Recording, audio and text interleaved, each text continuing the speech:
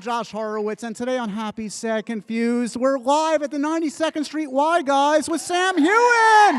Here we are! You know Sam Heughan, he's the king of men, he's the king of wet t-shirts, he's practically royalty on this podcast. I can't think of a better person to start off the new year at 92nd Street Y for me than the guy that's going to come on stage in just a second. So thank you guys so much for coming out tonight. I wanted to say, since this is my first live event of the new year, I want to send all the love out there to the folks on the West Coast. We're thinking of you, what a horrible time it is, and rooting for, speedy recovery for everybody. But yeah, I just wanted to put that out there. As for tonight, we're going to let loose and have some fun with one of our favorite guests on Happy, Sad, Confused. He's got a lot going on. We are seeing the end of Season 7 of Outlander momentarily. We're seeing the beginning of The Couple Next Door momentarily. This audience in New York just saw the first episode. Did you like, guys? They like. Give a warm New York City welcome, a warm 92nd Street Y welcome to the one and only Mr. Sam Heughan, everybody!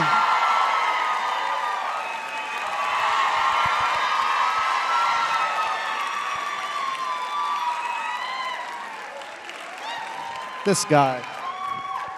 Hi, New York. How are you? Oh, my God. So nice to be back at 92Y. I mean, you guys, this is like coming home, right? You have been here quite a bit, almost as much as I have. Welcome back, Sam. This is, I asked them to get new furniture, but it was a... It's cozy. It's cozy. Here, I just want to say as well, we are sending our love to everyone on the West Coast. It's been kind of crazy, but we hope everyone has a speedy recovery. And exactly. Yeah, thank you for saying that. Welcome back. We were I know I speak for everybody here, we were kind of hoping the wet t-shirt would continue into the beginning. They said, whoa, wait a minute. Firstly, he looks good, doesn't he? Oh, stop it.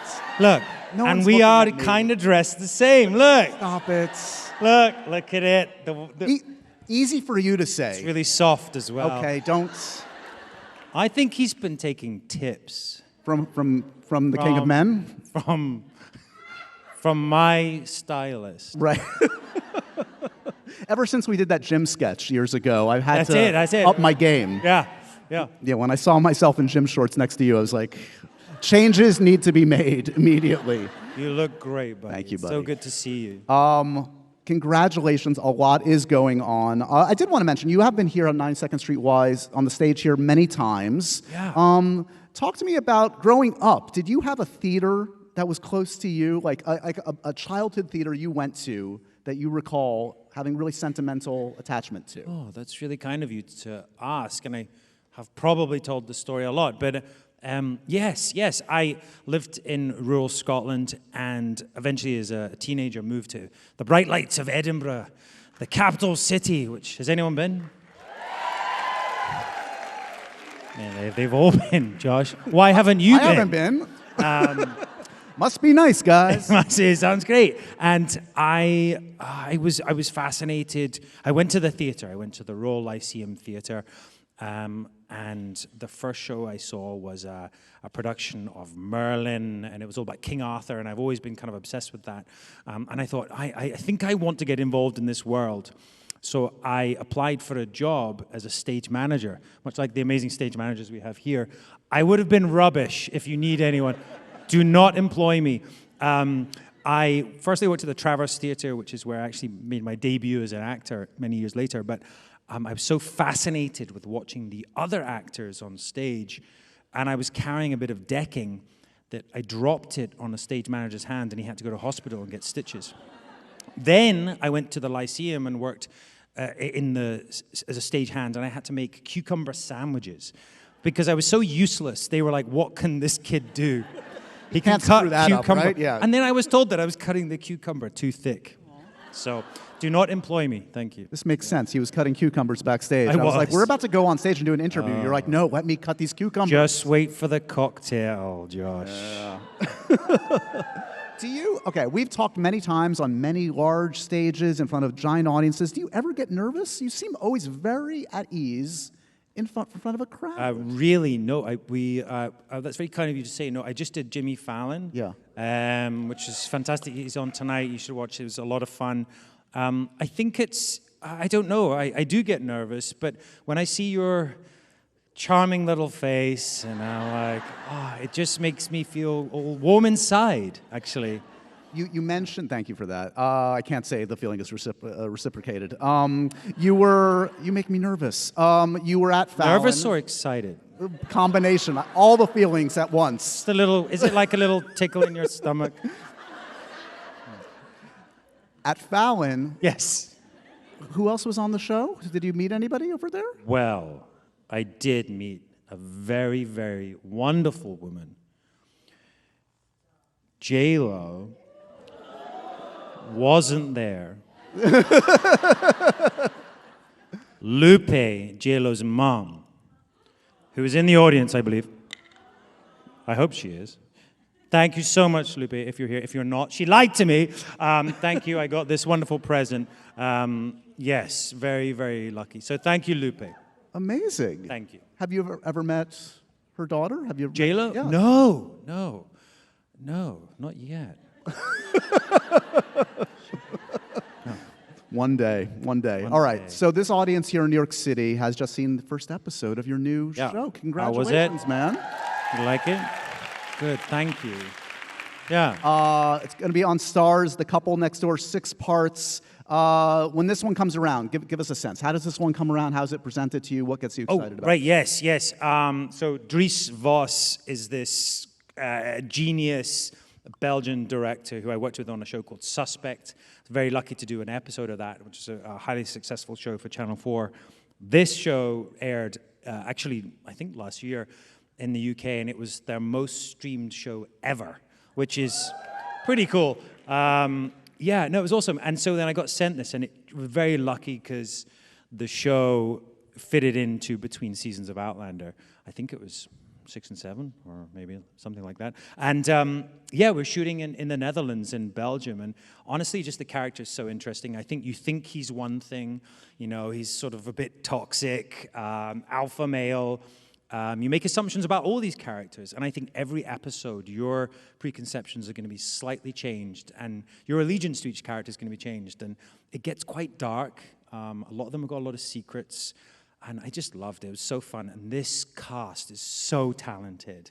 I mean, Eleanor Tomlinson is she's brilliant. Any Poldark fans out there? Jess de Gouw is just gorgeously brilliant. Alfred Enoch, of course, is amazing.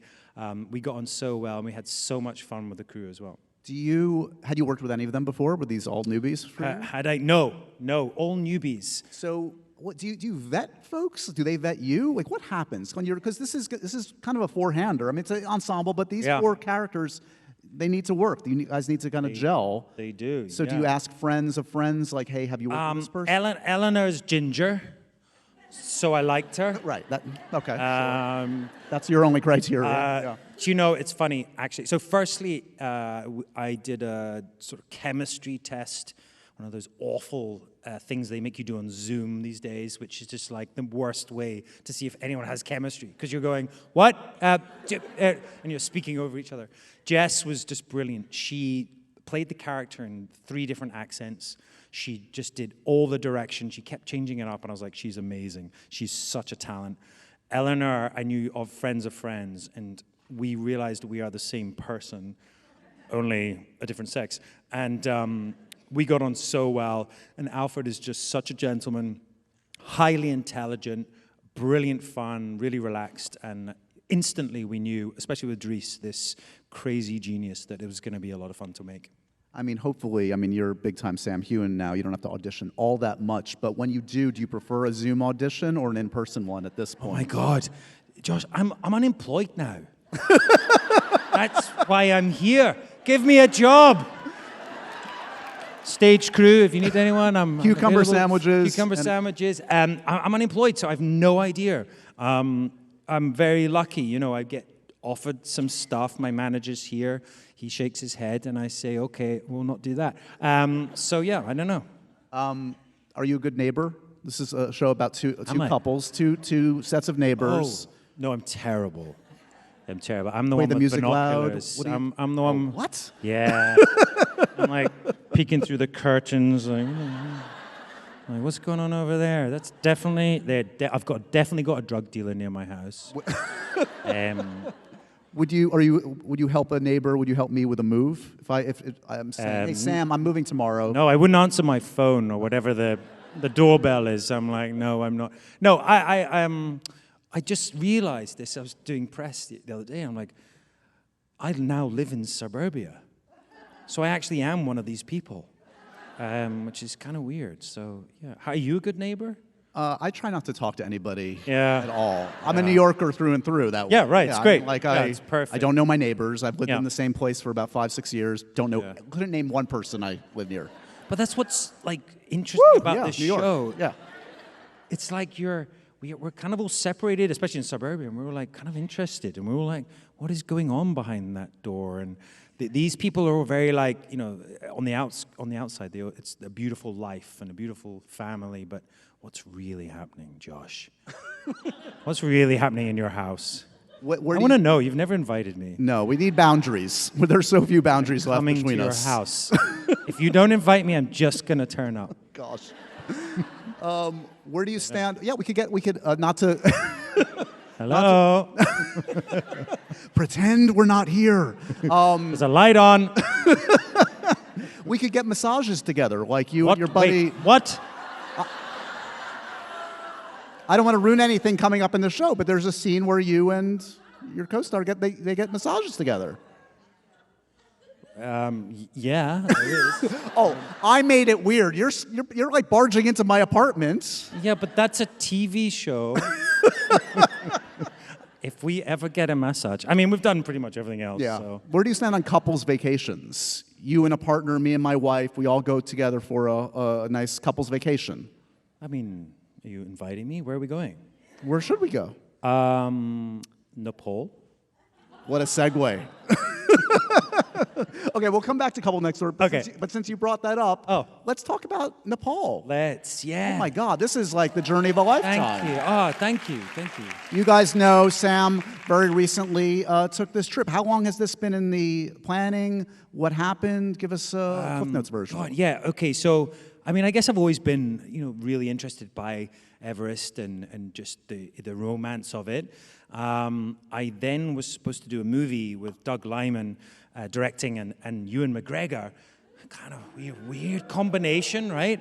But and myself, all about George Mallory, who possibly reached the summit in the 20s, and in that time, he went up, in tweeds and with champagne and caviar, which sounds like my kind of adventure. And yeah, he quite possibly got to the top. Anyway, this movie never happened due to scheduling and COVID.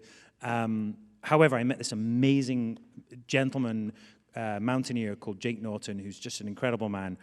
And we struck up a friendship, and he was like, why don't we just go to Everest ourselves and do it? And I thought, as a great way to finish Outlander, because we just finished season 8 of Outlander, I was like, I'm going to go do that to sort of end that chapter. And it was honestly just exceptional. We, very briefly, we did a route that's never been done before. We flew to a small village called Cheskam, and we went through the Hunkakola Valley for 2 weeks, camping and getting higher and higher until we got up to very high altitude, where we got up to about 20,000 feet and then had to rappel into the Khumbu Valley. It was several thousand feet of rappelling down like rock and ice, and then another 4 days to get to Everest Base Camp. So it was a real adventure, for sure.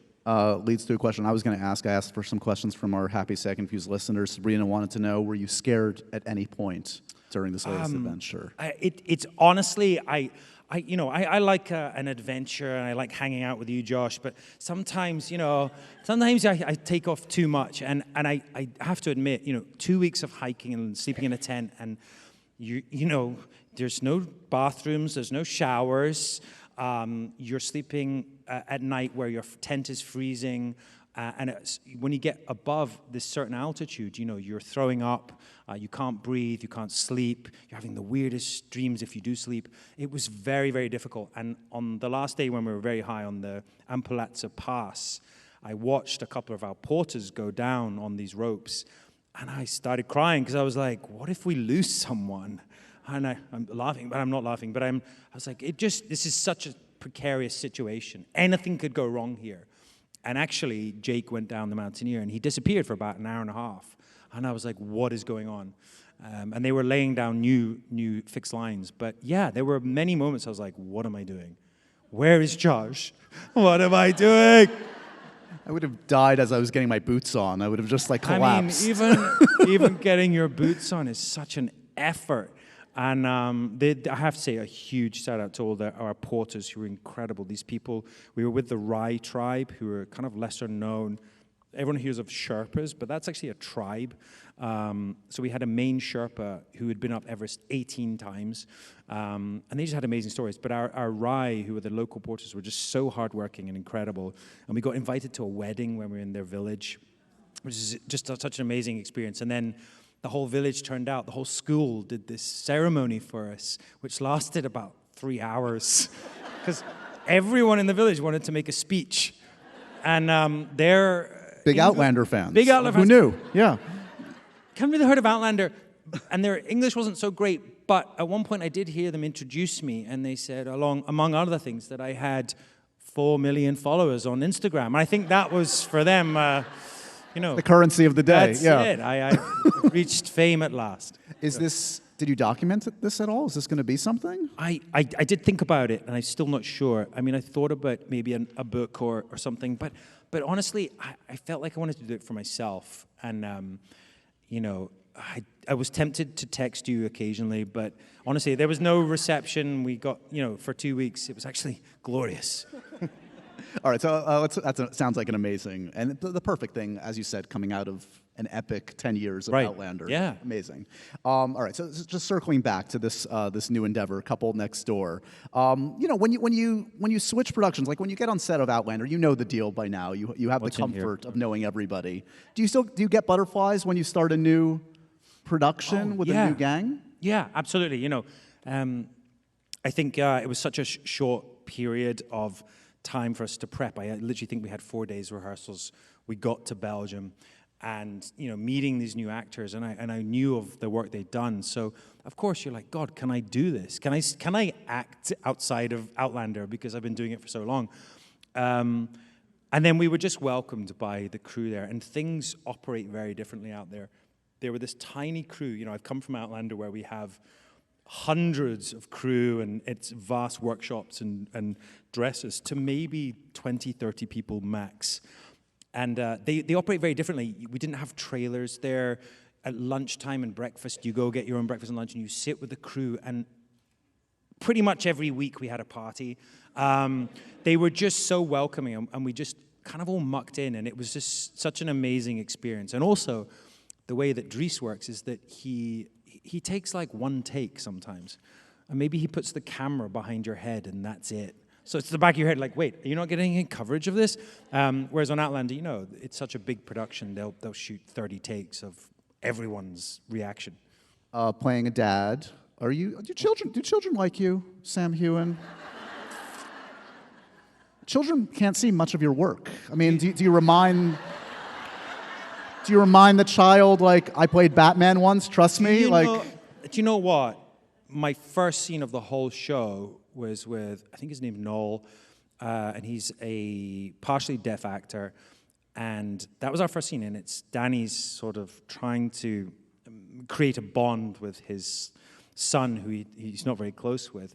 And we were in this bowling alley, and it was such a beautiful scene, and it's really hard because, they're both trying to communicate, but they can't communicate, and they're trying to get close. Anyway, as soon as we called rap, me and Noah went off, and we were like bowling, and we sent each other gifts, and I got on really well with him, and the other kid who was playing our son as well. They were just such great kids. So I guess they like me. You're a big kid. Maybe. Would you rather? I text Robbie a lot, who's on Outlander. Yeah. He's Fergus and Marsley's son. He texts me a lot because we bonded over Lego. Yeah. Is Lego a big part of your life? I didn't realize this. It is. Yes. I wonder if you could get a little Lego Josh. That would be cool. Be wonderful. Wait, so how do you? I have so many questions. Yeah. Is there Lego in your home? Yeah, quite a lot. How often do you Lego? Never. Is Lego a verb? I don't know. To Lego. Lego. I've got a Lego R2-D2 that I started years ago, and it hasn't even come anywhere. I've been sent by fans. There's R2 here. Been sent by fans lots of Lego. It's been it's something that I grew up with as a kid, and probably weird kid that's on his own, playing with little plastic figures, talking to them, much like you did. He doesn't probably. need that. He's fine. What did you play as a kid? Yeah, there was some Lego. There was, Did you just video talk to games. yourself in the mirror, like, hello, interview big yourself? And strong one day, yeah. Hello, Mr. Harrison Ford. What do you have to say? That kind of thing. Nice to meet you, kid. Basically what I do still to practice. Yeah. Would you rather do a scene on a motorcycle or on a horse at this point in your career? That's a good question. I was asked that yesterday, actually, Josh, so you're behind the but good question. No, thank you. Dang. I think I love motorbikes, and that's partly also a draw of the show for me. I was like, oh my God, I get to ride a bunch of motorbikes. And Danny's motorbike is the bike that I always wanted. It's his BMW R90, and they got it for me. I'm like, yes. And I went out on it, and I was like, I'm going to kill myself on this bike. It's terrifying, so didn't love that. I think there's too much to think about on a motorbike. Normally when you're riding, you don't think so much, but I don't. But when you're acting, you got to talk and hit a mark and whatever. And on a horse, if you've got a horse like Sleepy or Jack, then you never need to think because they just do it for you. Or, I mean, I would put this show in kind of like the box set of like, The Big Little Lies, even White Lotus, like basically anything Nicole Kidman's done the last 5 years. She does like 2 of these a year. Right. Is that your bag? Like, do you watch those shows? Are there any of those like your favorites? Yeah, or True Detective, is that what you're saying? Things like that. Yeah. Like kind of like sexy adult drama. Yeah. Like stuff that like kind of like, Yeah, I do, yeah. I'm basically following Nicole Kidman around. And I was asked if I identify with a baby man. No. Baby girl? Baby girl. And I had no idea what that was, because I was in Nepal. I couldn't see it, Right. but I will. You've been watching anything? Have you caught up with anything? It's been really... I've literally... I was in Nepal, and then I went to Switzerland. But yes, I went to the cinema twice in the last 2 weeks. Okay. I saw Wicked. Great, loved it. And I actually went to see the Lord of the Rings, the extended version. Yeah. So on brand. Wow. I know, sorry. I was like, it came on, I was like, yeah, I'm going to go see that. Of course. So wait, was that your first Wicked experience? It was. It made me realize I really want to go see it on stage. Yeah. So while I'm in New York, 100%. You'll take me. Thank you. I'll go. Yeah. Cool. Sing us a little Defying Gravity. We'd love to hear that beautiful voice. Yeah. We could do a duet. I could be. Yeah. Which you one's dance. Window? Which one's Elphaba? Well.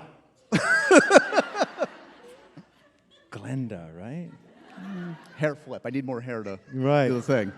I kind of think that might be the next sketch. We're going to work on that. We're workshopping in that. front of all of you. I love that. While we workshop our next sketch, we've got a special treat for the audience here. Ooh. Sorry, guys that are watching virtually, you can't see this, but you're going to see the new episodes very soon. Don't worry. Well, I don't know where they are, but I'm waving to them. They're out there. This is the scene from the second episode of The Couple Next Door. An intense scene with... a neighbor that's kind of bad news. This guy across the street, he's just bad news, right? Don't go near him. Yeah, all right, let's take a look. Couple Next Door, guys. He's a creeper, you're right. Check it out. A little intense, dude. The guy's he's just a kind neighbor. He's morning. Yeah. It will surprise no one to know that there's a little sexy time in this show. Fair to say. Fair to say. We've come a long way in the way we approach these scenes. I know you've talked about this with respect to Outlander. Take me back all the way back in your career. Do you remember like the first kind of intimate scenes you shot and what it was? Oh, of the show. Yeah, just Josh, now we're getting into it. All right. Take me. All right. Yeah. And just like how far we've come in how these kinds of scenes are depicted at the beginning of your career versus now. Yeah, I mean, 100%. I mean, actually, going back earlier, Josh, no, my first ever job in the theater was about a young man who's sort of coming of age, and there was an intimate scene.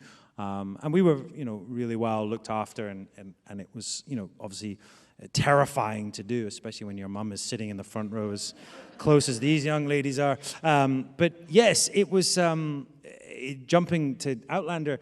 It was a completely different industry 11 years ago, and I think Stars itself, had a different ethos, and so yeah, we've come on a real journey, and I think Jamie and Claire have come on this incredible relationship that has developed over time, and going into, I guess, The Couple Next Door, I'd met Vanessa Kofi, who was our intimacy coordinator. I'd met through my drama school, and I invited her to Outlander, and then she came with us to The Couple Next Door, because, I don't know, how does it work with 4 people? I mean, you tell me. It's complicated, right? So yeah. Logistical questions. It is. But she also, because we were in Belgium, as I said, and we're working with a small crew, and I guess also they had never really worked on scenes like that. So yeah, it's just really helpful to have someone there to make everyone feel comfortable, to protect everyone, and to also explore how do these characters interact. When you think back to shooting stuff early in Outlander, before there was an intimacy coordinator, yeah. Do you shake your head like, oh my God, I can't believe we didn't know to do this in that way that would have made everybody a little bit more comfortable? Yeah. We didn't know what we didn't know. Yeah, I mean, look, there's probably, there's a rawness to the first scenes in Outlander, but that's not just about the way it was shot. It's also just about the relationship. When you start a relationship, there's a lot of lust, right? There's a lot of passion, and I'm not saying Jamie and Claire have either lost their passion or lust. If anything, it's got better. It's just, as you get to learn and love someone, you understand them more, and you accept them for who they are, and you love all of them. And I think, yeah, so there's hopefully a difference in those early scenes to the later ones. Of course there are. But yeah, did we know any better now? I mean, I do feel more experienced in those scenes for sure. What's besides Outlander, obviously, what's the sexiest movie or TV show of all time? Of all time? Besides Outlander, besides Star Trek The Next Generation, which obviously is number 2. Or The Rings. Galactica. Yeah, exactly. Sexiest TV show? Either way, TV or film, however you want to do it. Oh, God, I don't know. I'm not even saying this. I'm not saying it. You're saying it. No, what's yours? If I say 1 or 2, will you say 1 or 2? Yeah. Well, I mean, I came of age in the 90s when there were kind of like the Basic Instincts and all I was going to that. say Basic Instinct. Well, I watched it far too young. Sorry, Mum, but I did, and it was fantastic. Weird how you watch those movies now, and you're like, oh, it's kind of, Of a time, yeah. Of a time. Yeah. More recent years, something sexy. I mean, you're right, Nicole Kidman has done some really amazing stuff. And True Little Lies. Big Little Lies. Big Little Lies. Yeah. That was super sexy with Skarsgård, wasn't it? I mean, yep. Really hot, but terrifying as well. And I don't know. Any favorites out there? Oh, of course, Outlander. And The Couple Next Door. X-Files? Got Gillian 500 different answers. Game of Thrones. Thrones. Wow, okay. All right. One to grow on. Shooters. Lucifer. You opened this Pandora's box by putting it to the audience. The for Bodyguard? I didn't hear, but maybe you haven't seen Baby Girl yet. I haven't seen it. You should check that one out. Yeah, I will. That's one to talk about. Yeah. Besides feeling exposed in intimate scenes, I would imagine you probably feel pretty exposed dancing. In this series, you do dance. Oh, yeah. On a beach, no less. Yeah. Is that a mortifying day on set? Can you let loose with? I mean, you're an actor. This is part of the gig. I mean. So the scene is this: the two couples are, they're really bonding, and they decide to go to the beach. And I'm like, where's the beach in Yorkshire?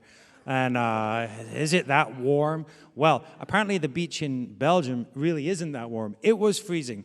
So it was this freezing cold day and so windy that we had to move the whole scene from where we were going to film it on the beach with the sea behind us because the wind was blowing so hard. So we had to shoot it in this small area.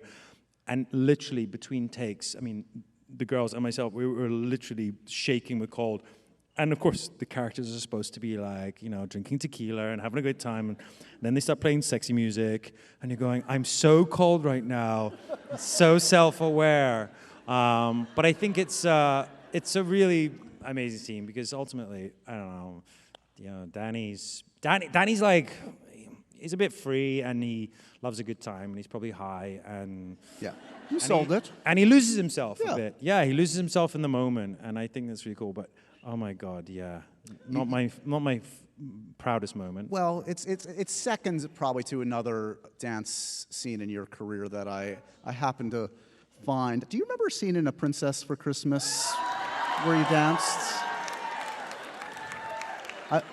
Shut all the exit doors. Do not leave, Sam. We're about to show a clip from A Princess for Christmas of you dancing. And when I found this on the interweb, it was a special moment in my life. Josh, before you play this, just know what you are beginning here. Just realize that you have just crossed the boundary. And there will be revenge, but it will be served cold. Roll the clip. Here we go.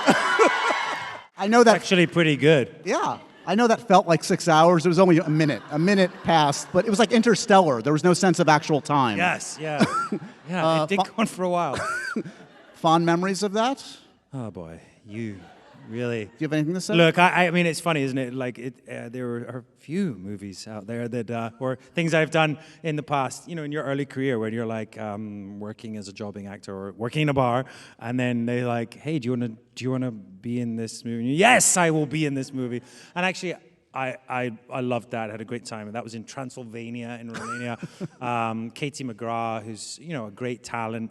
We had a good time, and I think I'm a pretty good dancer. Yeah. Shall we talk a little Outlander? Yeah. Outlander. I'm just thinking about ways I'm going to get you back. It's going to be so good. No. Season 7, second part of the season. We are careening towards the finale. A lot happened in this last episode. Yeah. Resignation. Claire's not doing so great. Yeah. Reflect on this past episode as we go into the finale. Oh, yeah. I mean, I said these are this might be my favorite 2 episodes of a finale. I think they're really beautifully shot and so many amazing Outlander moments in them. From, I'm giving away too much, but I mean, Jamie essentially gonna lose Claire, right? And for me as an actor, it was just so much to play, so much emotion, and Jamie's always so in control and knows what to do, and he just like begs everyone. He begs the people around him. He begs God. He's just distraught and does some weird shit. Writing in blood and Claire's blood. It's just like, what, Diana? But actually, like, it's so powerful. These are huge Outlander moments, and I think that's what makes the show so surprising and still so engaging, because you just don't expect it. We can do more than just talk about it. We have another very, very special treat for you guys. Apologies to folks watching online. You'll see it very soon. But for folks in the room, here's a sneak peek at the season finale Oh, nice. of Outlander. Was there dancing involved? I can only hope. Here we go. 8 pints. That's how much he told me the body has. Wish I could give you some of mine. Plenty. You said it was possible, but not in this time. Something to do with things in the blood that make them match. Surely our blood would flow one into the other. My blood kens yours like its own. Blood of my blood, Sasnak.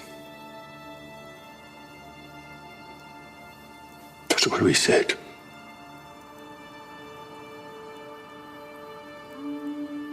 And it is the truth.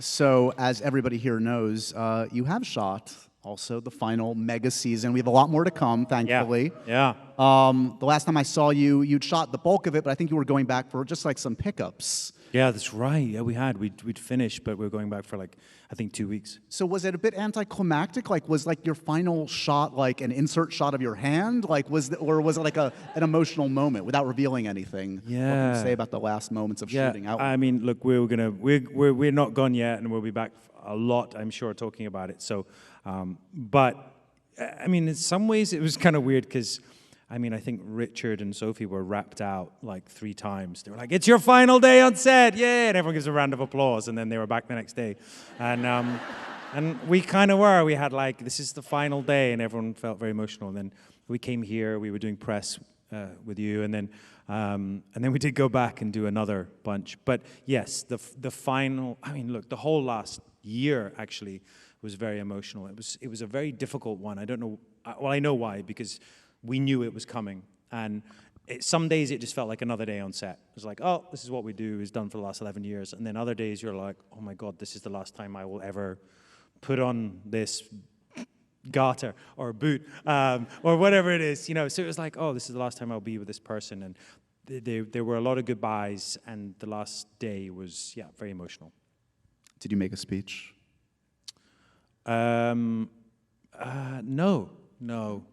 some people did. I mean, it was. I'm not sure if can I talk about the last scene? I know I can't talk about it. It's okay. But anyway, there was just a moment with the last scene was with me and Katrina, and it was a very emotional scene, and there were a lot of people that came to watch. I think all the crew came, and there was like 300 people watching, and it was a very long scene. And at the end, I think we both just were kind of messy crying. And Meryl was worse. And it was, I don't know, it's such a hard thing to kind of put into words. But the moment I have to say taking off Jamie's wig for the last time, that was kind of weird, yeah. I know you've talked about this a little bit, but Katrina did direct. We can say that, and that's exciting for her and exciting for everybody. I mean, that must have been a wonderful thing to see your friend and co-star just show off this new set of skills and something she's probably wanted to do for a while. Yeah. What was it like to see her kind of, I don't know, own the set in that way, in a different way? Yeah, I think those are the right words. She owned the set, and she really did. And she's been talking about it for a long time. I think she's very much wanted to be part of that and in that role. And I think that's Katrina now telling you to hurry up. She's like, talk about me more, Josh. Yeah, no, and honestly, she worked so hard at it, and she did. She ruled the set. It was so lovely because she's obviously a great actress and she knows the show inside out. So she just knew where to go, what to say, and where to point the cameras to be basic about it. But she did. She gave great notes. And she made it feel very comfortable, very safe environment. And she's such a beautiful human being. So it was easy to perform for her. And I hope she's happy with those eps. Is there as you look back at the 10 years, is there a scene, an episode, if you could just relive, like do it again, whether you want to do it better in your head or just experience it again? Oh, wow. Is there one that jumps out? A day on set, a moment, there are so many like big moments that sort of stand out, and it's really hard to pick one. I mean, going back to, for some reason, season 1 and by the river and you're tearing my guts out, Claire. That was a big scene for us because we knew it so well because we both auditioned with it. Even recently being on the mountain with actually Stephen Cree saying goodbye to him, there's all these moments that kind of will stand out, I think, through a test of time. So I don't think I would like to redo them, but certainly there are just so many iconic moments for us as actors, and I wonder if they're the same for the audience. But there's so many great moments. Have you shared much time with this new cast of this new spin-off show? That's gonna be surreal to see this new carry on the legacy. Oh my God, they're like everywhere. They've taken over. I mean, oh Jesus! No, they're such a nice bunch, and I know there's some special things coming out for you guys to see. cool stuff where we get to speak with them and they get to speak with us. And they honestly are the nicest people. Myself and Jamie Roy have met up a few times. We've hung out. They're all just such nice people. They're literally hanging out with our reps from Cessna Spirits and going out to the pubs, and they're in all the cafes in Glasgow. And they're such a great bunch. And honestly, it's really cool. I'm really excited because it's so cool to see younger versions of people. You're like, oh my God, that's Dougal. He's got hair. What the hell? Gail would like to know, after spending all these years working on Outlander, would you commit to another series that could possibly run multiple years? Like, where's your head at? That's a commitment. You've just been through a giant commitment over the last decade. Give me a job. No, honestly, I'm waiting to see something that really captures me, and I'm feeling ready for it. I have some cool plans for things ahead, and there's some fun stuff coming. But yeah, I'm also open. Anyone here? I'm open for work. But yeah, no, I'm waiting for the right thing to come along.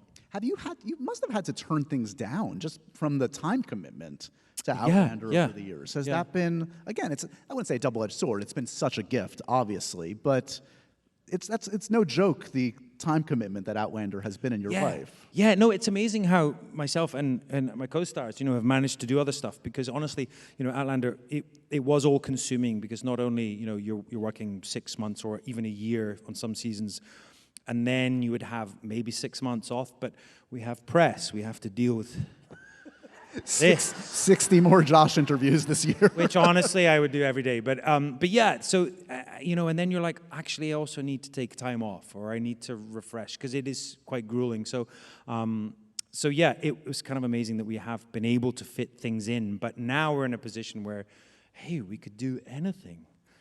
Some future breaks into song. We could be here. Future jobs, this or that. Would you rather a Jurassic Park movie or a Mission Impossible movie? Jurassic Park. Yeah. You want to run away from a dinosaur? You can do that? Love it. Yeah. Love Jurassic Park. I actually watched the first one again. Yeah, recently, and it stands up. It's brilliant. Barbie 2 or Gladiator 3?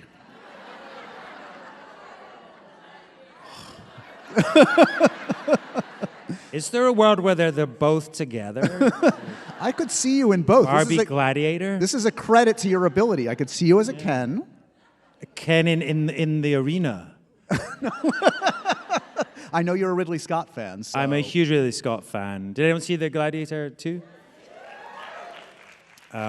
Yeah, I love that world, and I guess I grew up with the first one, right? So, so cool. But yeah, God, Barbie was so great. Yeah, what kind of Ken would you be? You'd be whiskey drinking Ken. You'd be probably, yeah. I don't know, resting Ken at the moment. Napping Ken? Yeah. Wicked 2 or Moana 3? Or do you, Ken? Sorry, anyway, that was a bit late. Sorry, I think I just took that from the audience. Yeah. Sorry, what was the question? Wicked 2 or Moana 3? Now, Wicked 2, it's live action. Moana, you can just be in a booth. Oh God, I'd love to do animated. Yeah. Would love to. I've auditioned over the years, and I thought I was really good. And never heard anything. Do you say that at the end of the audition? By the way, guys, I think I nailed that, just so you know. I did a Lego game. Right. And the only thing I remember is how to be electrocuted. Right. Don't show us. You want to hear it? Yeah, please. I know how to do this with my mic.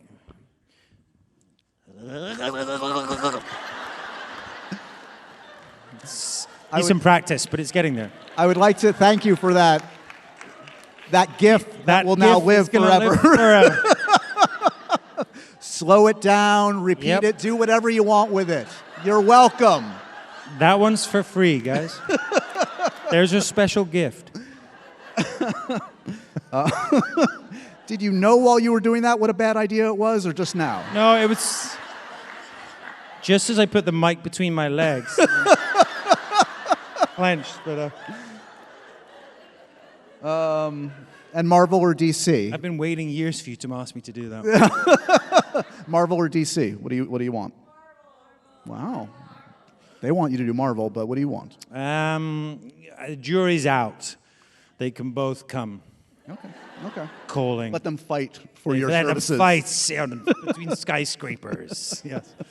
LB wants to know, you've mentioned in the past theater, something you might pursue when Outlander ends. Here we are. Outlander has ended. Theater? And I'm in a theater right now. This doesn't count.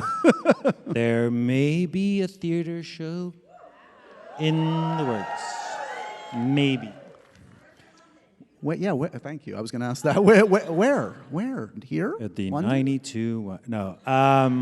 No, I can't say. But Okay. there may be. Okay. Or may not to be. We're going to get to some questions from the audience that they've sent in, but I think, the booze empire continues. You got a book coming. Yes. Can we bring out some alcohol courtesy of Sassenach Spirits? Oh, yeah. Sam, Oh, look at this. Lovely. Yay. that gorgeous bottle. Thank you. Oh, here we go. Okay, so for context, you have Yes. a book coming out later this year. So the book is coming out, Sam, called My Cocktail Diaries, and it's recounting all of the amazing travels I've had and the amazing producers I've met, the great bartenders from around the world. We've got bartenders from the top 50 bars in the world in New York and London. So they've supplied cocktails, and the book is out for pre-order. So if you know cocktails, you don't, and you want to, there's simple cocktails for people like you, Josh. There's more elaborate ones. So we're going to make a cocktail, Josh! Oh!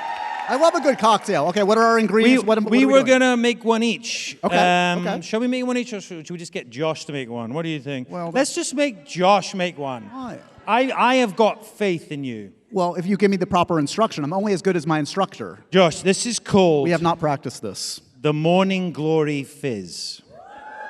Okay, every good cocktail needs a good name. That's a good name. It does, because it's actually from the 1800s, and it's a drink that you're supposed to drink in the morning. And it needs a good head. No, that's the truth. The mics aren't working. I didn't. It's true. You'll find out what I mean in a minute. So, Josh, I want you to pick up the cocktail shaker here. Yes, this one. You can separate it. Yeah, you can separate it because it's in two parts here. Now, first of all, you can make this at home. Obviously, it's in the cocktail, the diaries book. You need 2 ounces of your finest Sassenach Scottish whiskey. So, this little one here, it's 2 ounces. This is called a tumbler. No, it's not. Jagger, sorry. This is a tumbler. Which one does it go in? You can put it in the small one. Yeah, go and put in the small one, yeah. Or should I make one as well? I don't know. No, you can make it, okay. So 2 ounces of that. 2 ounces, Josh. Come on, don't be shy. That's not 2. Oh. Okay, that's 4. But you can put that one in there. We'll both make one. This is for 2 people. For 2 people. Oh, yeah, okay, we're making 2. Oh, I see. Okay, that's fine. Yep, right, fine. Yes, so we're going to double everything. So I need a whole ounce of lime juice. So that's like the little one. The little one. The little one, yep, there you go. Talk amongst yourselves. Talk amongst yourselves. Very simple. It's all in the cocktail book.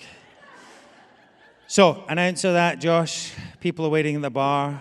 These are short pours, but never mind. An ounce of lemon juice. Yes, they're doing very good. Freshly squeezed, your mother's lemons. If she has lemons, I don't know. We're going to do an ounce. It's very simple. An ounce of simple syrup. Simple because it's easy to make. Basically, sugar and water, equal parts. Put it in the microwave, blast it. It's fine here. Becomes, there you go, right? This is absinthe. Oh, yeah. Called the Green Fairy. It was actually a Swiss drink. Oh, it's a dropper. So you got to untwist it. Twist it. Yeah, that's it. And just be generous. Give us six of those. Go on. 1, 2, 3, 4, blah, blah, blah, blah, blah. And there you have it, my friend. Now, are you going to... Thank you. We're going to put some egg white in here. I can't do that. Yes, you can. So we're going to have to put 2 in there, Josh. How do I separate? So I'll let you put it in here. Here, you can do this. Do you want me to hold it? There we go. Okay, you're going to crack it and then crack it in there. No, in there, in that one. But then but not the egg, not the yolk, just the egg white. You've done this before. You can do it. Yep, that's it. Yes. And pour it in between the two. Yes. Yes, round of applause, everybody. There you go. Yeah, and put that in there. There you go. I need another one. So, okay. What are the odds that he gets some... Oh, God. Oh, God. Oh, God, it's gone in there. Oh, God.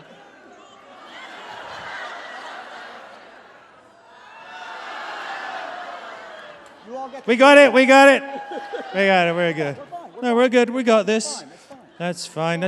There we go. Now, we're going to put 4 ice cubes in here, well, maybe 3. All right, there you go. You have nowhere to be, right? You're good? Okay, good. I want you to put that on top, give it a little slam, but be careful because it's very full. Now, just shake that, Josh. Now, hold both ends. You don't want it to... Shake it. Shake it, Josh. Shake it. Like in the film we saw. So I want you to... It's normally about 20 seconds, so maybe you could count him down. 20, 19, 18, 17. Come on, Josh. Shake it like you mean it. It's totally shaking.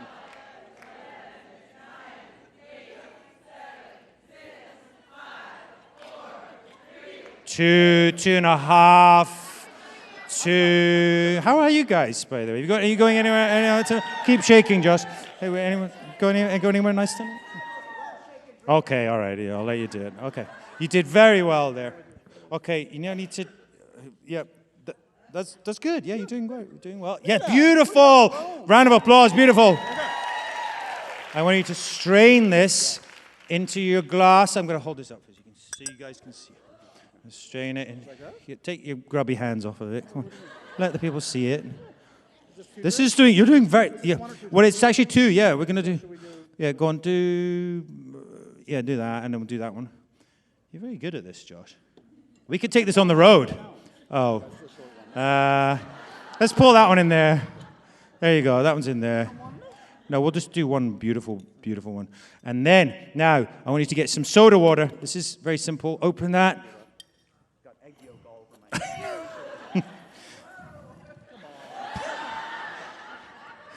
And then we're going to pour this down. Oh, no. We're going to pour that in there.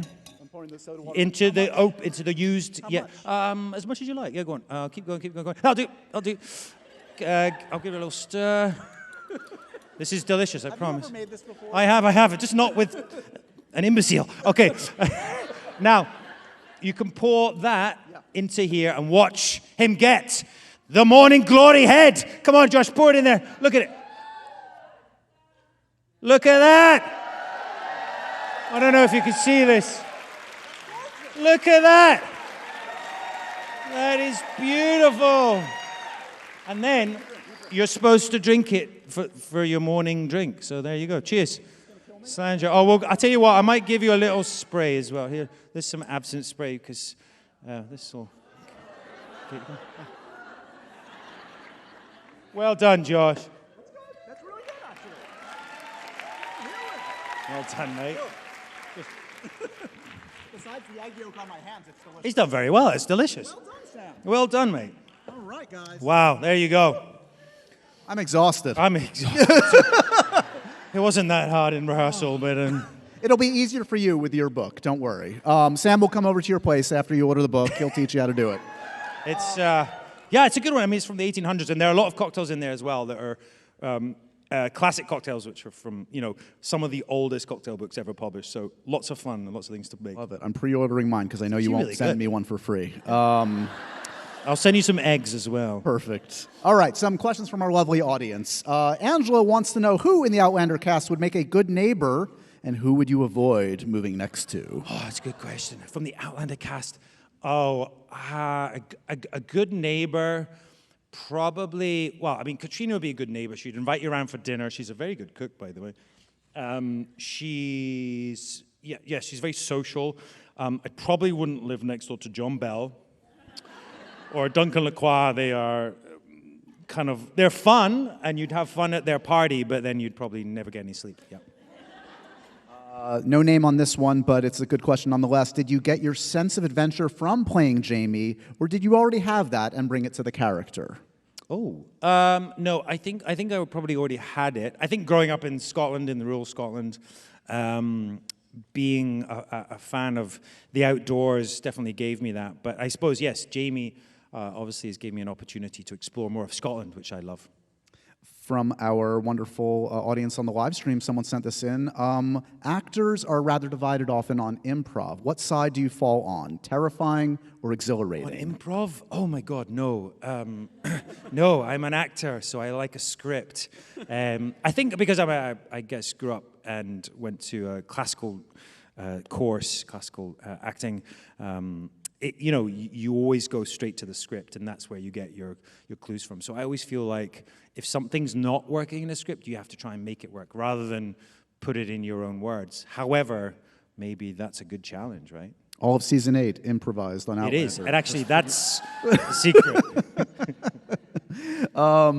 Julie wants to know, I'm going to Scotland, your hidden gem recommendation to do, visit, or see. What's off the beaten path that people don't know about? I'm asked this question a lot, and I made a book about it. That's true. Do you have a Several cocktail? books. Do you have a cocktail question too, Julie? The Clanlands Almanac is full of ideas. However, yes, off the top of my head, one thing that's maybe off the beaten track would be, I'm just such a fan of the islands, and I would say Mull is a great stop location because it's very similar to Skye, which is obviously very tourist-driven and incredible. But Mull, you can drive around in a day. Has a Munro, has amazing little towns, and then you can go to Iona, which is an incredible little. I mean, most of the people here have been there by the sounds of it. You've been all over the world. What's your favorite place you've been to? Where would you like to return to? I love Australia, actually. I'd like to go back to New Zealand. Obviously, with Men in Kilts, we went there. But it was kind of during the end of COVID, so it was kind of difficult. But actually, having just been to Nepal, we did talk about, climbing a peak or maybe doing this weird motorbike trip through the Himalayan plateau and then down into Darjeeling, into India. So I think that might be the next challenge, and I will have a sidecar. I was going to say, I'll be way in the back. How you doing up there, buddy? I was going to say for my bar kit, but yes, my new barman will be with me. This is from Abigail from Queens. Who would you play in a biopic? Who should play you in a biopic? Good two-part question. Who would play me in a biopic? I'd probably play myself. Who would play myself? I don't know if there's enough content there yet. But Chalamet's making everything right now, isn't he? So let's go Chalamet. Timothy Chalamet as Sam Heughan. Okay, it's good, right? It's really good. It's really good. Okay. You answered the happy, sad, confused, profoundly random question, so I had to give you a few new ones. Yeah. Just for you, Sam. Do you have a favorite video game of all time? As a teenager, and you probably heard about this, but I started playing Red Alert in a internet cafe. We used to have these things called internet cafes. You won't know what they are. And I made friends with people. I started playing in competitions, and I won. And then I got a job in an internet cafe. So I was teaching people how to use internet. And I would sign... That's the new book, How to Internet by Sam Heughan. That's the next one. Yeah. So my general spiel would be, this is the internet. It's like an encyclopedia. You can sign up to Hotmail. You can get an email address. If you Google, you can Google. And then I'd go play Quake. And I played Quake quite a lot. But these are kind of retro games, yeah. But I did play them quite a lot, yeah. What's the most common complaint on a set from you? This is really coffee. More coffee? Where's my coffee? Yeah, I just, it's a necessity, I think. And if there's not good coffee, I do kind of, I can't think. Right, that's Graham with getting hangry, you get coffee. Graham with lattes, me with Americanos, yeah. Silliest you've ever felt in an audition in the year past? Oh my God, so many. Go to the dark place. What's the... a musical, Mamma Mia, audition. I think I've told about I had a tash at the time because I was playing a Noel Coward play with Will Young, and I had to sing the song. and I can't remember the song at the moment, but I was told I could transpose it down an octave because I couldn't sing that high. And I walked in and they said, no, you have to sing it. And it literally was not a good sound. It was like... And finally, very apropos for our conversation earlier, what's your go-to dance move? Do you have a go-to? Yes. After a couple of these morning glories... Are you first on the dance see it floor all right. or last on the dance floor? If you're at a wedding, if you're at a friend's party? I'll tell you, if I'm at a Ceilidh, which is the Scottish traditional dance, I am first up and last down because I am there all night because I love them. And but if it's modern, kind of a club or something, I'm a little awkward because I just don't know the songs. We covered a lot of territory, my friend, today. We did. We did. Couple Next Door. You guys are going to spread the good word, right? Amazing new show on Stars. Obviously, I don't need to tell you guys, the end of season 7 of Outlander coming. Check it out. And of course, don't worry, we have lots to talk about because there's going to be a lot of episodes. Season 8 coming at a TBD date, unless you want to drop it right now. He's not. Yeah, I would lose my life. No. Not to mention a maker of delicious cocktails. Thank You for made this, and it's really delicious. It's so really cheers. good. It's really good. No, you messed it up. Anyway. Sam Heughan, the one and only, the legend that is. Thank you, my friend. It's good to Thank see you, you. buddy. Give it up one more time, guys. New York City. Sam Heughan, everybody.